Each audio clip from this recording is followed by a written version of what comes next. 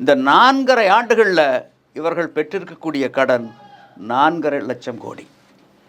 சரிபாதி கடன் இந்த ஆட்சியில் எச்சாயிருக்கு. இதுக்கு என்ன காரணம்? தேவையற்ற இலவசங்களை முன்னிறுத்தியதுதான் காரணம். தொலைநோக்கு பார்வை இல்லை, அடுத்த தலைமுறையை முன்னிறுத்தவில்லை. கடந்த ஆண்டு 3 முறை மேட்டூர் அணை முழு கொள்ளளவை எட்டியது. இருந்தாலும் குறுவை சாகுபடி சாத்தியம் ஆகவில்லை.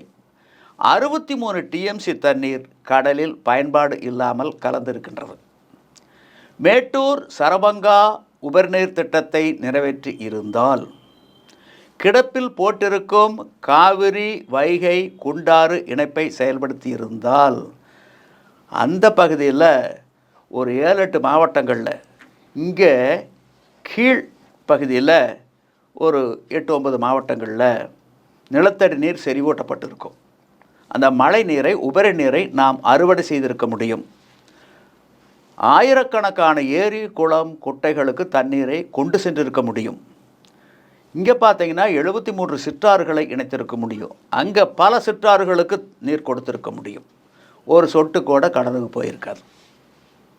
ஆனால் அதை பற்றி எல்லாம் இவங்க சிந்திக்கல, கடப்பில் போட்டாங்க. அதாவது இலவசம் என்பது அதிமுக ஆட்சியிலும் கொடுக்கப்பட்டது, இப்போ இந்த ஆட்சியிலும் கொடுக்கப்படுகிறது. இப்போ திமுக அரசாங்கத்தினுடைய வீண் செலவு அப்படின்னு பார்த்தா, அதாவது கலைஞருக்கு விழா எடுப்பது, அந்த திமுக கட்சிக்கு விழா எடுப்பது, கலைஞருக்கு சிலை அமைப்பது, கலைஞர் பெயர்ல நூலகம் அமைப்பது, கலைஞர் பெயர்ல பூங்கா அமைப்பது. இப்போ அதே போல் கலைஞருக்கு சென்னை மெரினா கடற்கரையில் மிகப்பெரிய ஒரு அருங்காட்சியகம் அமைத்திருக்காங்க. இப்போ பேனா நினைவு சின்னம் ஒன்று அமைக்க போகிறாங்க. அது இல்லாமல் ஈசிஆர் கடற்கரை சாலையில் கலைஞர் பன்னாட்டு அரங்கம் 520 கோடி செலவில். இந்த மாதிரி கலைஞருடைய புகழை பரப்புரை செய்வதற்காகவும் கட்சி நிகழ்ச்சியை ஆடம்பரமாக நடத்துவதற்காகவும் இந்த வீண் செலவு செய்யப்படுகிறது. அதனால் தான் கடன் சுமை அதிகரித்து விட்டதாக ஒரு தகவல் இருக்கின்றது. நீங்கள் சொல்வதிலும் உண்மை இருக்கின்றது.